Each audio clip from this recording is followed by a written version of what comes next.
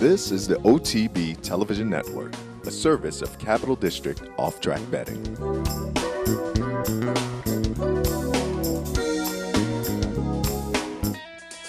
It's Golden Sense in full flight for the wire over Flashback, and Golden Sense have won the Santa Anita Derby.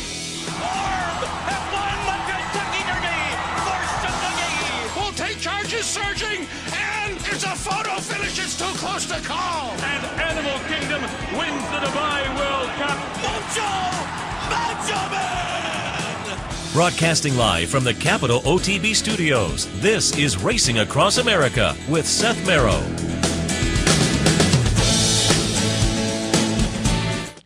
Good morning and welcome to Racing Across America on this Tuesday morning. I'm Seth Merrill. Thanks for joining us. A little bit later on, we'll be joined by Gary Johnson of Beulah Park. Regular visit from Gary. You can always get Gary's selections on the Beulah Park website each and every race day. We'll get some thoughts from Gary on this afternoon at Beulah a little bit later on. We'll do the same with Michael Chamberlain from Turf Paradise. Get some of his thoughts down at Turf Paradise for this Tuesday afternoon. All of that coming up shortly. Also in the next segment, going to do a little stakes recap. There are obviously Keeneland and Oaklawn, other tracks. With the Bluegrass, yesterday we looked at the Bluegrass, the Arkansas Derby, Oaklawn Handicap. We've looked at some of the big ones.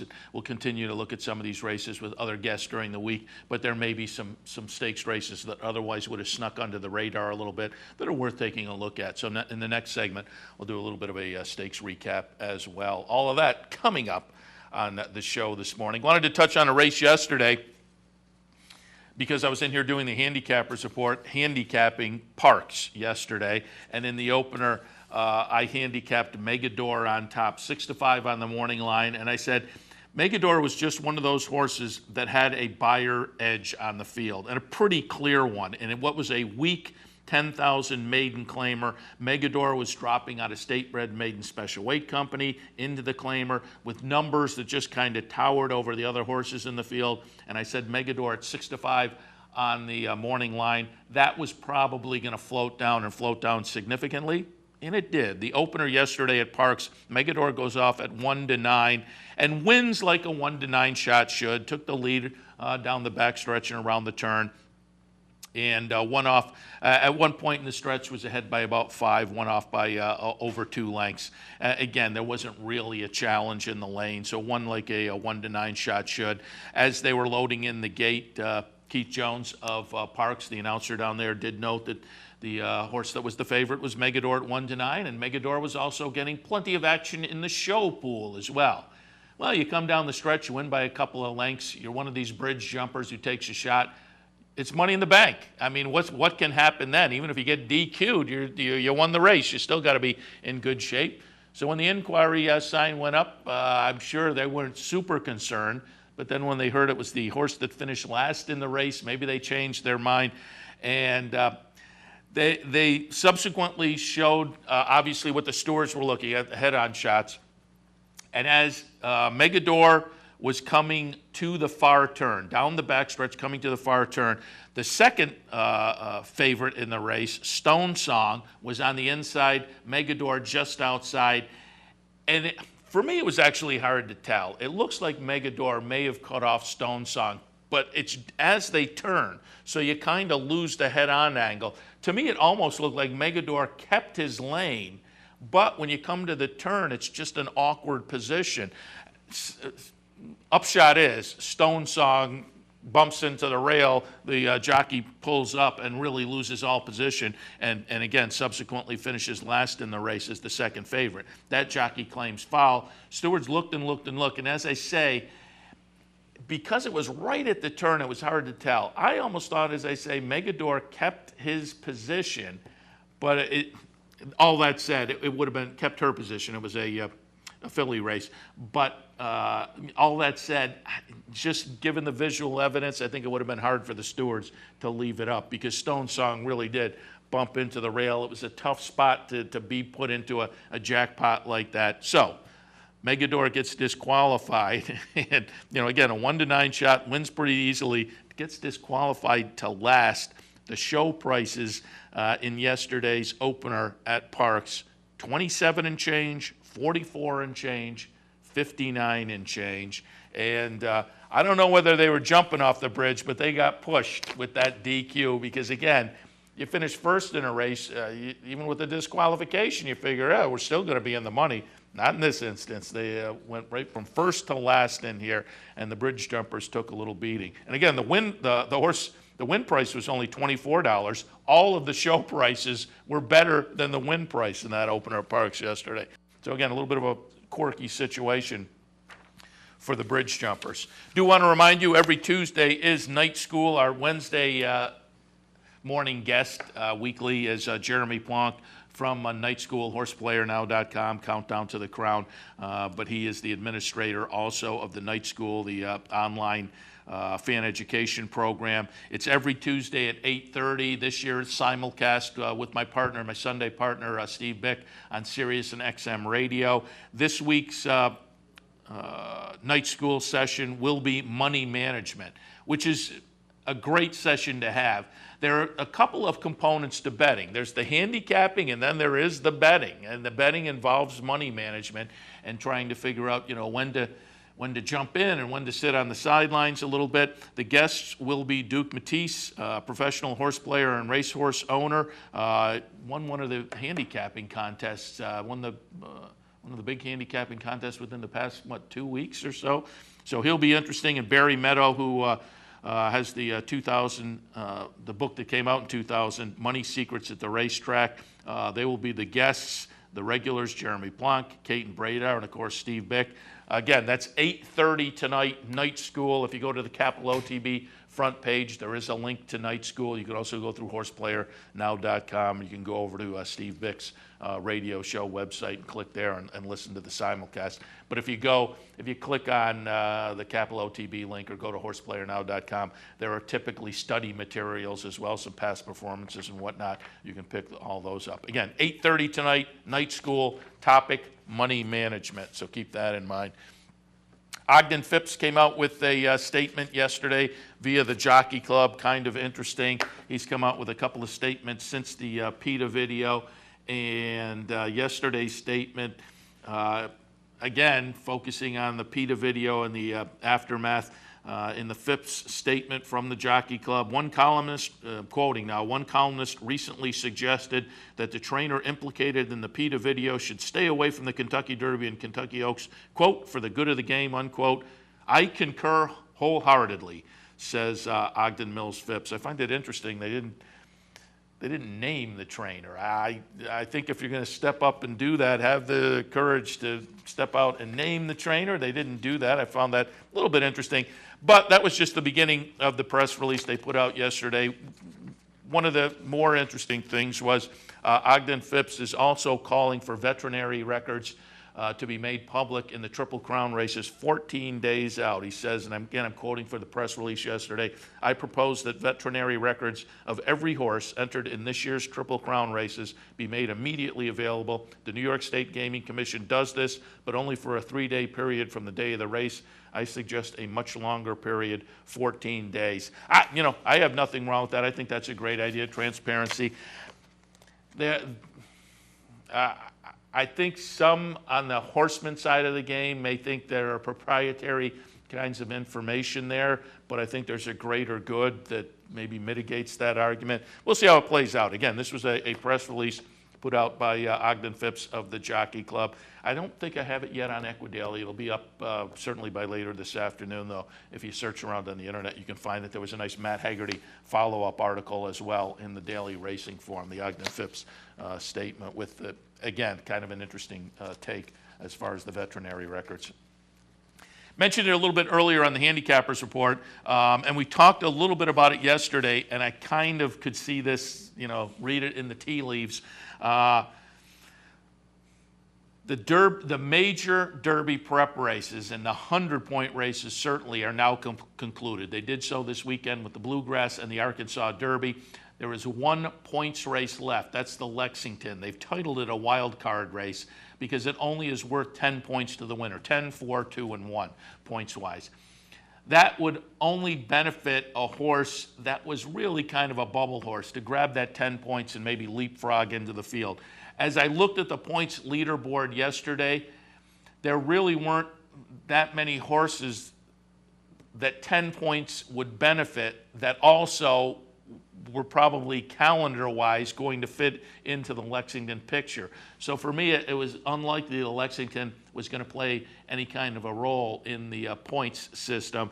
And subsequently, it's turned out, there's been a follow-up article by Marty McGee in the Racing Forum going to the Keeneland folks, and it looks like there's a field of 6 potentially for this weekend's Lexington Stakes, and none of them are going to play any role as far as points in the Kentucky Derby. So it looks like the leaderboard right now is set for the Kentucky Derby. There are some horses, mainly Uncle Si, but there are some horses who are kind of still on the outside looking in a little bit. And Uncle Si currently sitting at 21 on the leaderboard with 24 points. Tied points-wise with Cairo Prince. Cairo Prince is now in with 20. But they both have 24 points, but the tiebreaker is stakes earnings. So Cairo Prince wins the tiebreaker. He's at 20, Uncle Si at 21. Gary Contessa, there was an article in the Racing Forum that says Gary Contessa feels pretty confident. And it looks like, you know, it's dicey, but there are 4 horses that are kind of on the fence right now. You would think at least one of them will go to the sidelines. Also, you know, 3 weeks out, certainly we'd keep our fingers crossed, but it just seems like every year at least one of the horses comes up with some kind of a ding. But we'll see. Uncle Si, again, sitting on the outside looking in right now. Vince Ramos is 22 on the list with 20 points. I'm not even sure Pletcher would go to the races with him or not, given his recent performance. But we'll see. There are a few other horses also at 20 points that potentially could bounce in. But they're all going to be paying attention to 4 horses. Dance with Fate, coming out of the Bluegrass. His connections have said they're very unsure about coming back for the Kentucky Derby. He's gone back out to California. Midnight Hawk, Pletcher is going to aim for this weekend's Illinois Derby. Now, you would think 21st Century Training, Illinois Derby, 2 weeks out to the Kentucky Derby, that would preclude a Kentucky Derby start, but Bob Baffert has not ruled it out. So Midnight Hawk will run in the game plan at this point is to run in the Illinois Derby. If he does, we'll see what happens coming out of that. She Too, the other Baffert horse. Baffert talked about the horse being a little tired after a work this past weekend. So that horse may be also a little dicey. And the connections of Ring Weekend after the second place finish in the Calder Derby last weekend, also on the fence. So there are 4 horses right now that are on the fence about moving to the Kentucky Derby. You would think within the next week, certainly week and a half, we'll have firm answers from some of those. And again, we'll keep our fingers crossed that they all make it to the Derby healthy, but you know, you'd think we'll lose at least one to some kind of ding or another. It seems to happen every year. So Uncle Si right now for Gary Contessa and company sitting on the outside looking at a 21, but things could change certainly with some of these horses that are, as I say, sitting on the fence. A 3-year-old that certainly attracted some attention in its last race, Kid Cruz, missed the Wood Memorial with a sore shoulder, but also scheduled to run this weekend. He's looking at this Federico Tessio at Pimlico and using that as a stepping stone possibly to the Preakness. Linda Rice also considered the Illinois Derby, but given that it's an easier ship to Pimlico, Preakness is on the Pimlico surface. The timing worked out. So Kid Cruz, who you know, certainly in that private term stakes back in early March down at Laurel, the last to first move, the incredible last to first move there attracted a lot of attention. So Kid Cruz also going to be attracting a lot of attention Saturday in the Tessio and the comeback. All right, before we go to the break, I just want to take a look at a race, give you a shot to see something very rare in horse racing. We're going to take a look at a race last Friday down at Evangeline Downs. It is a triple dead heat for a win, and I want to set it up like that because you're going to watch the number 2, All in the Art, the number 3, Chessie Slew, and the number 10, Memories of Trina, dead heat under the wire. We'll watch the stretch run here. And It's interesting because watch the horse on the rail. I mean, at the upper stretch, it's hard to imagine this will wind up to be a triple dead heat. Watch the horse on the rail. This is an amazing performance from that one. Also, the horse on the outside. Really, they're in pretty much the same position. And these horses will come down and dead heat in this race. And as I say, a rare occurrence. Dead heat's obviously not that rare. Triple dead heat, very rare. And this happened last Friday night down at Evangeline. There you see the photo. And again, at the top of the stretch, it was hard to imagine that would happen, but interesting and very rare event. 5-1, 25-1, 8-1. Running fourth was the 2-1 favorite in the race. You had the chart is really interesting because you have what do you have? 1, 2, 3, 4, 5, 6 different exactas, 6 different trifectas. The chart much longer than usual, just on putting out all the different payouts in that fifth race at Evangeline last Friday. Kind of fun. All right, we'll take our first break. When we come back, as promised, we're going to take a look at some of the weekend stakes action that otherwise might have flown under the radar for us. We'll do that, and then a little bit later on, again, Gary Johnson of Beulah Park, Michael Chamberlain at Turf Paradise, all of that right after this. Missed one of our TV shows? No worries. Now you can catch all your favorite programs online. Simply log on to CapitalOTB.com and click on the YouTube link at the bottom of the homepage. And look for our new podcast coming soon. CapitalOTB.com. Log on today. The Capital OTB Handicapping Challenge Series is back. That's right. The 2014 Capital OTB Handicapping Challenge Series is back, and it's your chance to win thousands in cash and prizes, and a seat at the 2015 Handicapping Championship in Las Vegas. This month's contest is the Triple Threat on May 10th. So sign up today, online at CapitalOTB.com, or stop in at the Clubhouse Racebook. The future of online betting is here, and only at the all-new CapitalOTBBet.com. With a newly designed and engineered internet wagering platform, enhanced video streaming, additional funding options, and 3 new individual wagering opportunities, CapitalOTBBet.com delivers a state-of-the-art wagering experience found nowhere else in horse racing. Combine that with our all-new mobile website. You have 2 of the most powerful, innovative, and advanced wagering platforms available today. CapitalOTBBet.com. Log on today. It's called the fastest 2 minutes in sports, and the tradition continues Saturday, May 3rd with the 140th running of the Kentucky Derby. If you can't make it to the Clubhouse Racebook in Albany, you can still be a part of the action by visiting one of our many Easy Bet or branch locations conveniently located throughout upstate New York. For a complete list of our Easy Bet and branch locations, log on to CapitalOTB.com. Capital OTB and CapitalOTBBet.com. The most convenient ways to wager on all the Triple Crown races. I'm Anthony Mormino. Join me weekdays at 9 for the Handicappers Report. We'll handicap the top tracks across the country and help you prepare for the day in racing. That's the Handicappers Report, weekdays at 9, only on the OTB TV network. Welcome back to Racing Across America for Tuesday morning. As noted, it was a big stakes weekend, and certainly over the course of the week, yesterday included, we'll touch on with the guests some of the major stakes. Yesterday, obviously, Arkansas Derby, Bluegrass, Oaklawn Handicap, and we'll touch on some of the others as we move along during the week.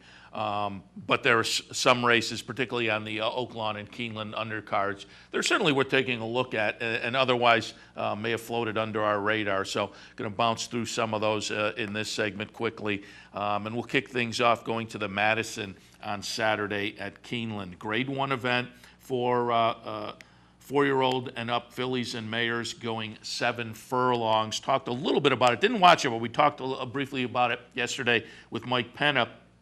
He was out at Keeneland, and we both were kind of marveling. We're going to watch the stretch run here of the Madison. It will be number 4, Judy the Beauty, John Velasquez on board. And this is Wesley Ward's first Grade 1 victory, which, Wesley Ward, if you handicap at all, here is a guy very, very talented at the top level of the game. And to think this is, and I said yesterday, this is one of those stats that just kind of floats under the radar a little bit until it happens and somebody writes about it. And in the aftermath of this race, not only Judy the Beauty's first Grade 1 win, but Wesley Ward's as well. So we'll watch the stretch run of the Madison. Number 4, Judy the Beauty gets it done. Number 6, Better Lucky, will run second for Javier Castellano. And Better Lucky, kind of interesting because that one came in from California for Tom Albertrani. California most recently, that was at the end of last year, ran in the Matriarch. Prior to that, Keeneland in the First Lady, Belmont in the Noble Damsel. In other words, this is more of a miler on the turf, is Better Lucky. So she was kind of interesting in here on the synthetic, going 7 furlongs, a nice second place finish. But as you see there, no match for the winner, Judy the Beauty. And as we talked yesterday with Mike Penna, you would think Judy the Beauty now is the leader of this subdivision of female sprinters. Obviously, the last couple of seasons it was Groupie Doll, and in fact, you look back on Judy the Beauty's resume, and she finished just behind Groupie Doll last year in the Breeders' Cup Filly and Mayor Sprint. She also finished behind Groupie Doll in the Presque Isle Downs Masters. So without Groupie Doll in there, again, starting things out nicely for the season, winning the Las Flores out at Santa Anita, following up with this race. A nice Grade 1 on her resume now. Again, for this subdivision, looks like Judy the Beauty probably the leader. And unless something goes awry, you would think she'll be in a pretty solid position through the rest of the year. Now we'll take a look at the Jenny Wiley Grade 1 event, again at Keeneland on Saturday. These are 4-year-olds and up, fillies and mares, going a mile and a 16th on the turf, $300,000. A really nice little field of fillies and mares on the turf for a Grade 1 event. It's going to be the number 9, Hard Not to Like, getting it done under Javier Castellano with a really crafty ride. Again, you're going to be looking at the number 9. Castellano is right there in those yellow silks and dives down to the rail here. Really a nice ride. He didn't have anywhere to go, probably would have preferred to go outside, but when he saw the opening on the rail, boom, there he is. Finishing second will be Discreet Mark, the very, very talented New York bred. So another nice performance from that one for Christophe Clement. But as noted, Hard Not to Like.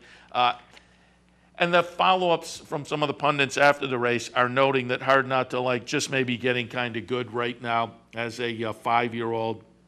Won an optional claiming event down at Gulfstream to start the season. Now follows up with this Grade 1 event. She had run 9th in this race last year from Michael Matz. And, you know, she was certainly a stakes quality horse, but now stringing a couple together. And the last, obviously, was an optional claimer. So this was a step up. But she did so pretty successfully. We'll see the follow-up. Certainly the ride by Castellano benefited her quite a bit. But again, this could be a horse that's just kind of coming into her own. Could be a little player in this division, the fillies and mares on the turf, as a 5-year-old now.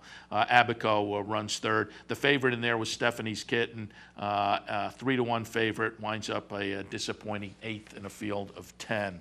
All right, let's shift our attention now down to Oaklawn on the weekend, and the undercard of that Arkansas Derby. Going to take a look at the Northern Spur.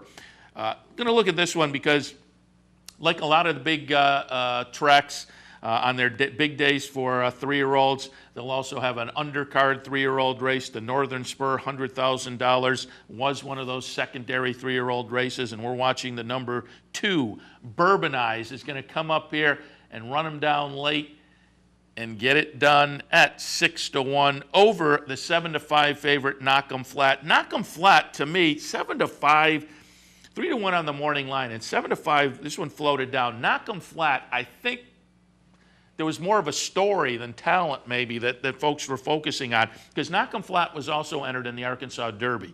And the fact that they chose this maybe attracted people's attention, but this was a horse that had just broken the maiden in the prior career start. Did so nicely. No argument there. But, boy, at 7-5, Knock 'em Flat, maybe a little bit short. Now, that said, it wasn't an incredibly strong field, but hats off to Bourbonize, who early in the career, couple of starts, came into this with only 4 career starts. But the first couple of starts, broke the maiden at Churchill back in November, then followed up with a first-level allowance at Oaklawn. So first 2 career starts, 2 nice wins. Then they went into the Southwest, disappointed there. They went out to the Sunland Derby, disappointed there. But there was so much promise in the first couple of starts. You had to think Bourbonize. There's certainly some talent there. Just had to kind of find the right field, and got it done on Saturday. $100,000 Northern Spur. And again, I showed this race because it is a 3-year-old race. Obviously, this was the undercard of the Arkansas Derby, so these are potentially second stringers. I would say, other than a couple in here, we're probably looking more third or fourth stringers. But Bourbonize, I think now, given the totality of the resume, 3 wins in 5 career starts, and now a nice little stakes race, this might be an interesting 3-year-old now on some of these secondary derbies around the country. Bourbonize may be interesting to watch. You know, things like the Derby Trial and Pennsylvania, although the Pennsylvania Derby has become kind of salty the past few years. But again, some of those secondary 3-year-old stakes races, Bourbonize, one that we'll have to keep our eyes on going forward. On the 3-year-old girls side, wanted to go back last weekend, or was it 2 weekends? No, it was last weekend, the Calder Derby, which was a race worth a decent amount of money. I believe that was $250,000. They ran the Calder Oaks this weekend. Not as much in the purse, only $65,000. But wanted to show the Calder Oaks because it is won by the number 7 Joint Return. And Joint Return is another horse that had shown some nice ability early on and threw in a little bit of a dud last time in the Gulfstream Park Oaks. Prior to the Gulfstream Park Oaks, where she ran 5th, Joint Return had won the Busher up at Aqueduct and done it pretty convincingly. So we're looking at number 7, Joint Return, in the Calder Oaks. Get it done over the number 6, Florida Sun. Florida Sun is a horse that had just broken the maiden in the last start, her 4th of her career. So I'm not quite sure what Joint Return beat in this race. Maybe not a super strong field for the $65,000 purse. But again, this is a horse that now in 6 career starts has 4 wins, couple of stakes victories, the Busher on the Aqueduct Inner and the Calder Oaks down here at Calder. So again, you know, we have a horse like Untappable that's at the top of this 3-year-old filly class. But a horse like Joint Return, I think, is... unlike Bourbonize, I think, is a second stringer on the 3-year-old male size. I think Joint Return probably also could float around on some of the second string 3-year-old filly races. But I think the 3-year-old filly class is such that she may bounce into some of these. You know, they went back to a lesser race to maybe get some confidence back, and it wouldn't surprise me at all to see Joint Return now give another shot to trying some tougher competition moving forward now that she's, you know, as I say, gotten a race that got her confidence back. I think she's shown enough ability, probably deserves at least one more chance against some graded competition. So we'll see where Joint Return winds up. But there were a couple of 3-year-olds, the boys and the girls' side, on lesser stakes races on the weekend that could be a little bit interesting to watch going forward. Just before we take a bottom of the hour break, a little more news I wanted to touch on. Mentioned it earlier on the Handicappers Report, but do want to reiterate. There is a barn down at Aqueduct that is in a precautionary quarantine. There was a horse, Clawback, actually a horse that had won the 2013 Jimmy Winkfield Stakes, had been claimed by David Jacobson in December. Clawback died last Thursday. They did a preliminary tests, and there was some finding a very low amount of the equine herpes virus found. They subsequently did more tests. Those results have not been finalized yet. Given that the barn this horse was in is now under a precautionary quarantine, and that's the terminology that was used by Dr. Anthony Verderosa, the chief examining veterinarian for NYRA. He says this is not a full-blown herpes outbreak. This is precautionary.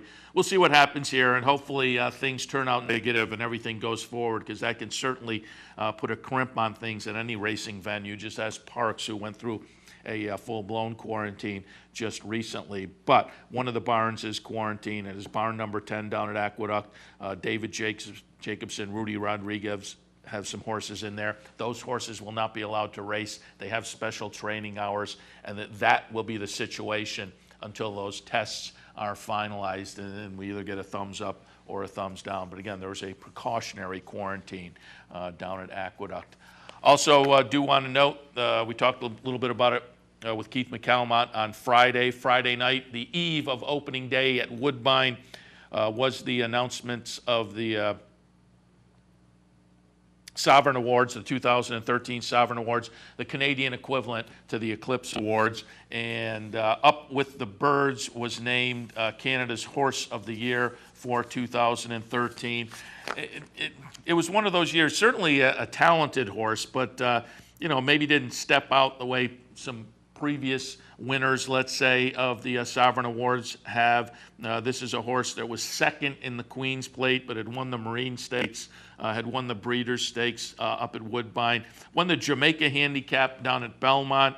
The 2014 debut ran a week or so ago down at Keeneland and was a disappointing 6th in there, but Up With the Birds did enough last year as a 3-year-old to be voted Horse of the Year in Canada. Some more interest for us, some name familiarity. Ria Antonia was named the 2-year-old filly of the year. Had 3 starts up in Canada, did Ria Antonia. Only broke her maiden. Had a couple of stakes races running 5th and 4th. Had the maiden breaker up in Canada, though. But that was enough to make her eligible, and then subsequently the win, the DQ win in the Breeders' Cup Juvenile Filly, I'm sure put her over the top. I think once you have enough starts in Canada, the whole resume can be considered. And so Ria Antonia, the 2-year-old filly of the year up there. Some of the other notables: outstanding owner John Oxley, outstanding trainer Mark Casse, no surprises there. And the Canadian Jockey of the Year, Eurico Da Silva, announced again last Friday night at the 2013 actually Sovereign Awards up in Canada. NTRA polls came out yesterday. We talked a little bit with Mike Kane on yesterday's show. He is an NTRA poll voter. He gave us some of his thoughts on how his votes were submitted. Subsequently, at the end of the day, the updated NTRA poll came out. And again, they now, at this time of the year, they do 2 polls, a general thoroughbred poll and a 3-year-old poll. Things changed up slightly in the general thoroughbred poll, most notably Wise Dan off the Friday win moves from number 4 to number 2 on this week's NTRA poll. Palace Malice moves down from 2 to 4, excuse me. And the other notable change, there was just some minor juggling up at some of the positions, but the other notable change, moving into position 7 from out of the top 10 last week, Closed Hatches. Her win Friday in the Apple Blossom bounces her up to number 7 on the NTRA Thoroughbred poll. Notable on the 3-year-old side, Danza gets into the top 10. Not rated last week. Danza moves into the top 10, the NTRA top 10 on the 3-year-old side at number 8. Cairo Prince. This is kind of surprising. Cairo Prince was number 12 last week, moves up to number 9. So a lot of the my ESPN poll, I also bounced Cairo Prince up significantly. I think he's kind of interesting now, but it was interesting to me that the NTRA voters must have felt similarly. Cairo Prince obviously not running this past week, but still getting moved up from 12 to 9, bounces into the top 10. And also notable, this NTRA 3-year-old poll is not a Derby poll, so both sexes can be included. And at number 10, it is the filly Untappable. And a lot of folks have said she may be the best 3-year-old out there. And we'll get to see that one way or the other with the day before the Kentucky Derby with her and the Kentucky Oaks. So a little bit of change up in some of the spots on both of the NTRA polls this week. Not huge changes, but Closed Hatches getting in, Danza getting in, and as I say, Cairo Prince moving up a little bit. Just kind of validated maybe a little bit of my thinking. So for me, that was also interesting. All right, we will take our next break. When we come back, Gary Johnson of Beulah Park. Stay tuned. The future of online betting is here, and only at the all-new CapitalOTBBet.com. CapitalOTBBet.com delivers a state-of-the-art wagering experience found nowhere else in horse racing. CapitalOTBBet.com. Log on today. Fascinated by the world of horse racing? Interested in honing your handicapping skills? Class is in session. Night School, Monday nights. Easy to access online. It's free, interactive, and informative for the casual and serious race fan. Horse Player Now Buzz. Live horses to watch emailed to you daily. Our eyes, your prize. Night School in the Buzz. Visit horseplayernow.com for details. Each morning on the OTB TV network, you get the very best in horse racing programming. Weekdays begin with the Handicappers Report, where professional handicappers share their selections and analysis of the day's racing. Followed by Racing Across America, a daily conversation with racing personalities from around the country. Saturdays include Down the Stretch, where Mark Cassano speaks with the biggest names in racing. And Sunday mornings, it's Loose on the Lead, where Steve Bick and I offer news and a unique lineup of weekly guests. All here on the OTB TV network. Funding your Capital OTB bet account is as easy as 1, 2, 3. 1. Easy Money. Clearly the fastest and easiest method of depositing funds into your account. Make deposits or withdrawals in just minutes. 2. Green Dot Money Pack. Gives you instant access to your funds. Green Dot Money Packs are available at thousands of retailers nationwide. And 3. MasterCard Visa. Simply click on the link from the funding page, enter your account information, and fund your account. CapitalOTBBet.com. Log on today. It's called the fastest 2 minutes in sports, and the tradition continues Saturday, May 3rd with the 140th running of the Kentucky Derby.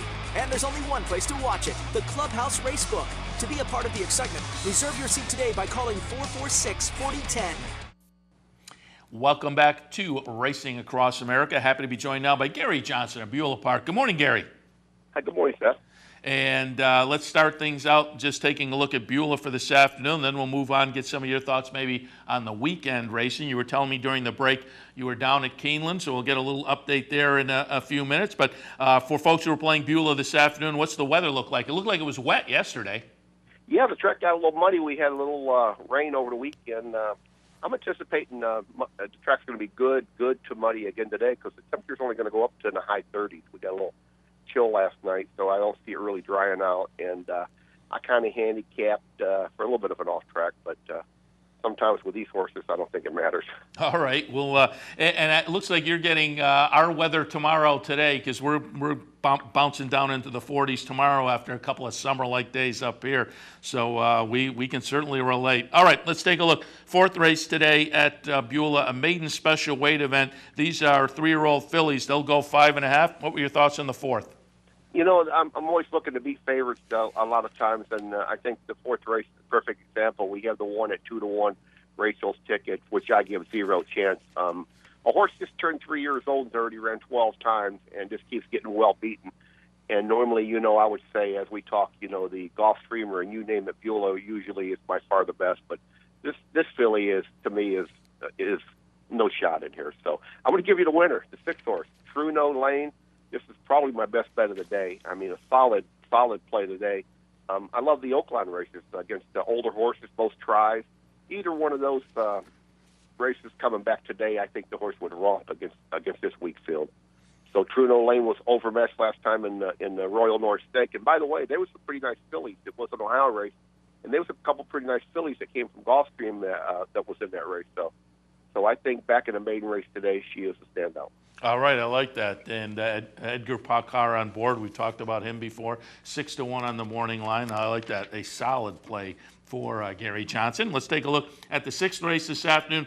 Calendar condition claimer, $5,000 tags. Fillies and mares, 3-year-olds and up. They will go 6 furlongs. I love that word, calendar condition, you threw out there. If you notice conditions, now winners since January 15th. There's some horses that haven't won in a couple years. And I'm looking at 2 horses. I'm making notes. One on January 8th, one on December 17th. Been running wide open because lost all the conditions after those couple of wins and has faced the best at Beulah in the wide open affairs. And now drops in. It looks like they might have ran a race for Donnie Rowe here since he's been there for about 50 years and he's ready to come to close. But I'll tell you what. Condition-wise, what a standout here, the 2 I'm making notes. Yeah, and sometimes you have to read those conditions and pay attention, particularly those calendar conditions, because some of these horses can just sneak in under, and yet you do oftentimes wonder if maybe they had a race written specifically for them in the way they do, just sneak in by the skin of their teeth. Yeah, I've never seen that condition, now within 3 months, yeah. But it's there. 8th race today is another calendar condition claimer, $2,500 tags. 3-year-olds and up. Again, 6 furlongs. Yeah, I'm going to go with the 7-horse Ivy Connection. A horse shipping in from Turfway. It was kind of competitive at Turfway. Has a lot of back class. Looking at the bottom of the form down at Mountaineer in Indiana, Keeneland was very competitive. And the key here is Dean Sarvis. Dean Sarvis comes in from Kentucky and rides, but he picks his spots. And as you can see, 44% wins. And when Dean shows up to ride this horse at Beulah Park, I think he's pretty well there for one reason, and that's the win. I like that. And, again, we've talked about the horses coming in from Turfway before. They can be very potent, a little bit of class relief on the price and the venue. And if that 5-2 holds up, could be a nice way to end the day. All right, Gary, let's talk a little bit. As I say, we were talking during the break. First, I just want to get a little feel because I looked down Bluegrass Day. They were talking, I think 37,000 at Keeneland. Looked like the weather was great. You say you were there on the weekend for a handicapping tournament. What was it like? Well, I got a little sunburn, I can tell you that. I wasn't prepared for the sun. The winter we've had, we talk about snow all the time, and I didn't have no sunscreen, and I was standing outside a little bit. But the weather was absolutely beautiful, and the place was absolutely jam-packed with people. I mean, you had to get in the middle of that traffic walk, and you could get shut out. But it was a fun day. They had some really good races, and I really had a good time. And give us a little info on the handicapping tournament. Well, my handicapping tournament was actually on a Sunday, and it was called a Grade 1 Gamble, $2,000 live money. And the twist there is you must bet half of your bankroll in one of the last 2 races. Oh. So therefore, I think I went into the 7th race with 2,600, which was in the top 10 on a leaderboard. So I had to make my play, or I took my play in the 7th race, the 8th race rather than the 9th. So you must bet 50% of it. So I was forced to bet 1,300. I did it in the 8th, and I bet a horse across the board called Katie's Eyes, and dueled the whole way around and ran 3rd, so I got a little show money back. And I think I went into the last race with 1,900, and I bet it all on a horse, and it was the worst ride I ever seen. I'm blaming the jockey this time. And the horse ran 2nd, and I had a long ride home, so that's the way that contest went. And I played a contest on Sunday as well. I played an online contest. I've now signed up, become a member for the NHC Tour. Paid the $50 just because that then makes you eligible for the Vegas tournament and whatnot. And this was the first tournament I've played since signing up. I signed up maybe 3 weeks or so ago. There was an online contest, a free contest through horsetourneys.com. And you and I talked about this before, and you said you don't play that many online contests. And I can see one of the reasons why. There was 1,900 people in. And so somebody I think could throw darts and probably, wind up lucky. All that said, I wasn't going to win anyway. I had, and it was a pick and pray contest where I think you can be a little more conservative maybe, but you still got to play around. And I got a couple of good efforts from some long shots. They were paying win in place. I had a 12-1 and a 9-1 run 3rd. That kind of hurt me. And I had a couple of short prices win. So I wound up with, I don't know, maybe $30 or $35. I wound up, I think out of the 1,900, I was somewhere around 750. So I wasn't going to win anyway. But you beat 1,200 people. Yeah, it's awful tough to go against 1,900 people. It is, but you know what? It's to me sometimes, on those kind of things, or they have a lot of them online. It's very, very cheap. It's a good way to spend the afternoon if you're at home. I mean, a lot of times I don't make it to the races, and I'll do some computer stuff. But yeah, I mean, it's just the competition. You kind of keep you entertained for the whole day. And that's a great point because up here in New York there is no racing allowed on Palm Sunday or Easter Sunday, and so I couldn't make any wagers, but I played the contest and enjoyed the races through the contest. So and that site is very well organized, and it is a very good site and very easy to play, on a tournament. So yeah, that is a great point. It was just fun and entertaining, but boy, against 1,900 people, it's tough. And as you say, those live contests, you can have a couple of hundred certainly, but you're not playing against the multitudes like that. Let's specifically talk. You were at Keeneland on the weekend. What did you think coming out of the Bluegrass? Between the 2 races, Bluegrass and the Arkansas Derby, to me, the Arkansas Derby going to the Kentucky Derby is probably a little more interesting. I found Danza down in the Arkansas Derby kind of interesting. Lightly raced from Pletcher. Dance with Fate certainly was impressive at Keeneland, but I'm more of a synthetic specialist, I think. Oh, you call that one perfect. Danza You know, I didn't actually see the race. I had the form. I looked at the horses. I thought Tapiture, you know, I was kind of keeping an eye on him, you know, because he's been getting a lot of publicity for the Derby. But this form on Dancer to me was a sprinter going along, which is a good angle I like. But I'm looking at this thing was impressive. I mean, I don't know, you know, Top Fletcher to 41, you'll never see that again in your lifetime. So, I mean, but, you know, who knows? I mean, these horses, you know, anything can happen. I mean, if it shows up in the Derby. There's going to be a big field in the Derby. There's going to be a lot of trips are going to be important. You know, there's going to be a lot of trouble in there. And then over to the Bluegrass, you called it on Dance with Fate. And synthetic form is great. Grass races are great, but on the dirt, seems to regress. You know, not really near as good a horse. And you know, I like his style, but I don't think he'll run on the dirt. Yeah, it's just, you know, I think California Chrome off of the weekend becomes a more solid favorite for the Kentucky Derby. But given the pace, I'm not sure about him. Now, he may be absolute quality speed and may prove out in the Kentucky Derby. But I'm with you. I think this is going to be a fun kind of a wide open Kentucky Derby. This is. I think once they get the post positions drawn and all the horses in, it's going to be a fun one.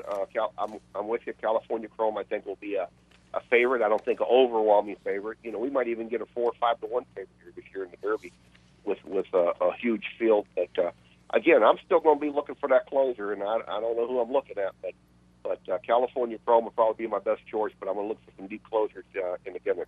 The one I'm kind of feeling well at the top of my list right now, a couple of horses that maybe come from a little bit off. Intense Holiday and Cairo Prince are the ones that I'm kind of leaning towards at this point. But again, as you say, we have to see what the post positions are and whatnot. And I said earlier on the show, we also have to see what the workouts are like coming into the last week and a half. True. I noticed lately they're doing a lot of jockeying for jockeys. Yeah. You know, everybody's trying to get their jockeys set up, and you know, it's going to be interesting. It's going to be a lot of fun. Yeah, no question about it. It is a really good season. All right, Gary, as always, we appreciate the visit. We'll remind people they can find your selections every racing day on the Beulah Park website. Good luck this afternoon. We'll talk to you next week. Thanks, Seth. Talk to you. Gary Johnson from Beulah Park. We'll take our next break. When we come back, Michael Chamberlain from Turf Paradise. Stay tuned. I'm Jeff Carl. Join me Saturdays and Sundays at 9 for the Handicappers Report. We'll handicap the top tracks across the country and help you prepare for the weekend in racing. That's the Handicappers Report, weekends at 9, only here on the OTB TV network.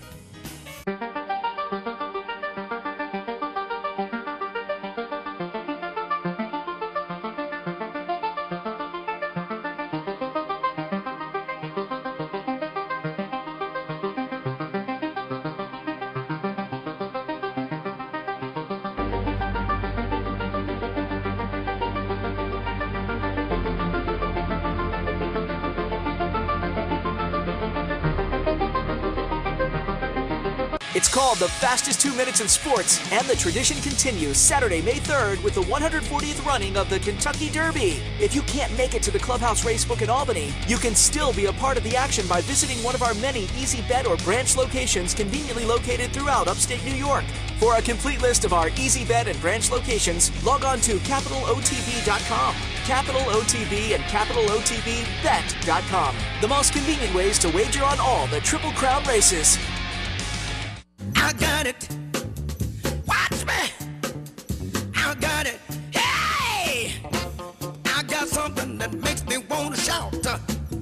I got something that tells me what it's all about. I got a move that tells me what to do. If you don't, brothers and sisters, then you won't know what it's all about.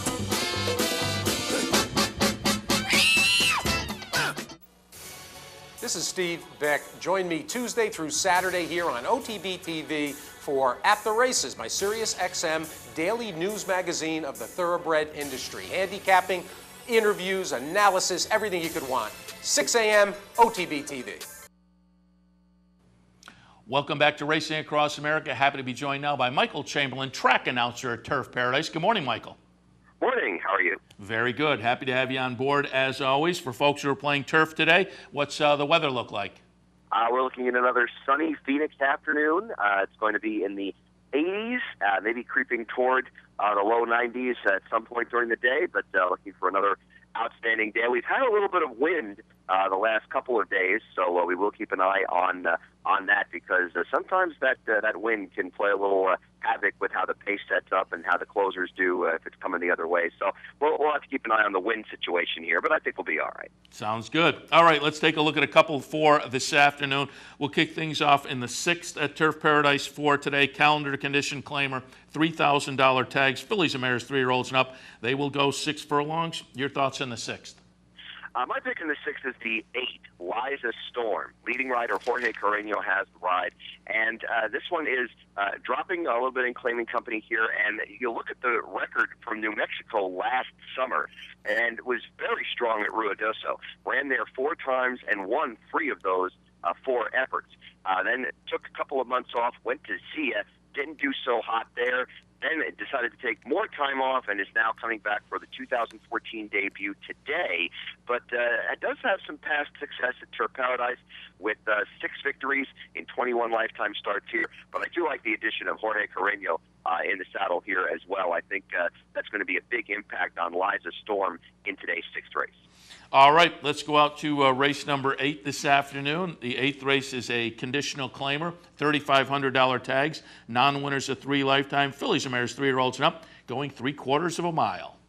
And this one is a bit of a price pick on the morning line, number 7, Tough to Convince, with Jose Rivera Jr. riding. This one really has come to the fore since going down to Rillito in Tucson. Now, the competition there is not quite as intense or as tough as it is here at Turf Paradise. But the races at Rillito did seem to put a good foundation underneath this filly. She did get a win down there on March 22nd and also posted in-the-money finishes in the other 3 races that she did have down there. Came to Turf Paradise and is with similar company to what she is facing today on March 30th, closed very nicely to get up and run 3rd. Now, I think there's going to be some pace in here. You're going to see some pace from Attack Mode and from Blazingly and a couple of others in this race. So I think if this race sets up properly for Tough to Convince, you might be able to see this one get up there and possibly fetch a price. Yeah, and you make a great point. Went down and maybe had a little lesser competition, but seems to have gotten some confidence builders in the return race to Turf Paradise. Number-wise, certainly, I think, indicates that this horse benefited from that trip out of town, and we're getting 8-1, so you get some value there as well. All right, Michael, been asking all the guests this week, looking back at the past weekend. We've now wrapped up the prep action for the Kentucky Derby out at Keeneland, the Bluegrass. Dance with Fate, I'm not even sure whether that one will go. Over at Oaklawn in the Arkansas Derby, I think Dan's is kind of interesting. I put him into my mix, number 5 on my top 10. What was your takeaway from the 2 3-year-old races this weekend? Well, I thought the big takeaway from the Bluegrass at Keeneland was that, Bobby's Kitten I know everyone was thinking that this horse was going to, at some point, that the light was going to come on and just go and suddenly become a Derby horse, and that's just not the case. So clearly, the Bluegrass to me was almost a throw-out. Unless Dance with Fate does go, and as you said, they're not really sure what they're going to do there. The Arkansas Derby, on the other hand, I've been on the Tapitzer bandwagon for you and me a both. while now. You and me both. Yeah. And I was very disappointed by that performance.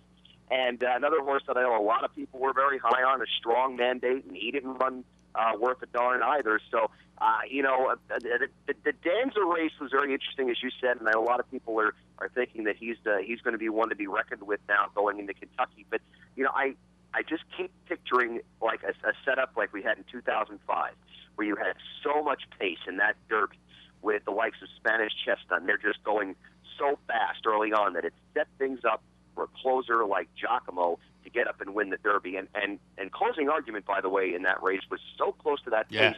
He ran the best race of the day in that Kentucky Derby at 71-1. I love the race that Closing Argument ran that day. But I just think you're going to see a similar Derby to that, and you're going to see someone come from well off the pace. And I think and I know people are really liking what the horse did in the Wood Memorial a couple of weeks ago, but Wicked Strong is starting to maybe crystallize into one of those horses that I think might be the horse that could do it in Kentucky in a couple of weeks. But this is the first year in so long that I haven't had a clear-cut Derby choice. It's so wide open. I'm really looking forward to Derby Day because I'm anxious to see what I'm going to come up with because I have no idea. Yeah, and I don't think you're alone. I think if you look at the polls, my poll completely shifted after the weekend, and I think a lot of them over the past few weeks have been juggling around. Other than California Chrome, who I think became a more definitive favorite after this past weekend, and once you get past that one, I think, favorite-wise, I'm not saying, to me, I would have a tough time using him as the winner. I think there will be so much speed, but I think favorite-wise, he's pretty solid now. I think you get past that, it is very wide open, and it's going to be really interesting to see how the odds shake out on Derby Day. Michael, only got about a minute left, but also wanted to touch on what were your thoughts on the older division this weekend. Will Take Charge and Wise Dan get it done? Absolutely, and it's good to see Wise Dan come back. I mean, I've always liked Wise Dan, and I know everyone else is in that category as well. But it's always good to see a horse that is, horse of the year come back and keep racing and keep winning. And I'm very happy to see him do that and come through it. And they might as well just name that, instead of naming it after Makers, they might as well name that race at Keeneland the Wise Dan Mile, because that's just going to be on his resume forever that he just dominates that race. And Will Take Charge, also a very, a lot of strong performances in that older division so far this year. And unfortunately now Leah is out of the Charlestown Classic. But you're seeing a lot of really good older horses keep racing. And I think that's fantastic for the sport. Yeah, and we were talking yesterday, the older fillies this year. Princess of Silmar, closed hatches in the Apple Blossom on Friday, and Beholder's set to come back out at Santa Anita on Sunday. That's setting up for a nice Ogden Phipps on June 7th. So I think a lot of the divisions are turning out to be a lot of fun this year. No question, no question. You've got a lot of really strong horses coming back from 2013 and still participating here in 2014. And as I said, that's what we like to see. We like to see these names that people can latch on to and become fans of these horses, and that's a really good thing. Yeah, absolutely. All right, Michael, as always, we appreciate the visit. Good luck this afternoon. We'll talk to you next week. Talk to you next week. All right, Michael Chamberlain from Turf Paradise. A little earlier, Gary Johnson from Beulah Park, which all wraps it up for a Tuesday edition of Racing Across America. We're here every Monday through Friday from 10 until 11 a.m. A little bit earlier, Mike Jarbo and I were on the Handicappers Report. Hopefully we gave out some good information. So enjoy the races this afternoon. Cash a few tickets. We'll see you back here tomorrow morning.